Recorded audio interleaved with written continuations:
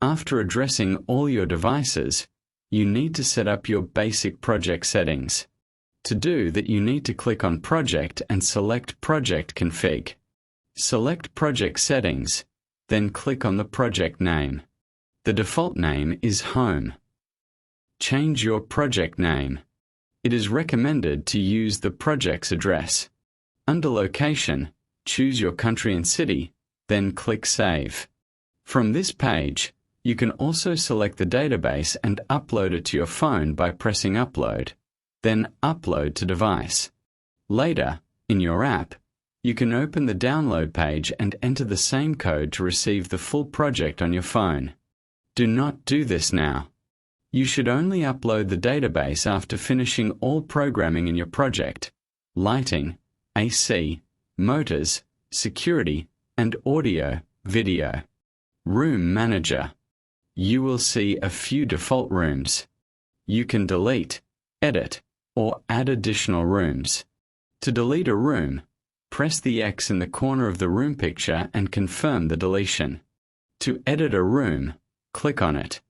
You can change the name and picture, and view the list of devices. Because the project is new, you will not see any channels under the devices yet. To add a new room, click the plus sign, enter the room name, then open it to change the picture. Public Scene.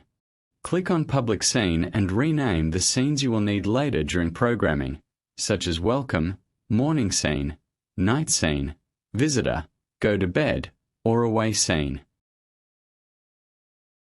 Device Address.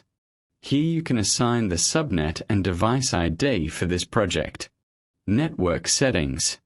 If you have previously programmed the server settings in the gateway, simply press the PRG button for 7 seconds, then press Search. The system will automatically load all the settings you previously saved. After loading, you can press Save. Select Cancel if you do not want to store any changes in the TIS gateway. If you have changed the password or any other setting, press Save to apply the new changes to the TIS gateway. Home Page Settings.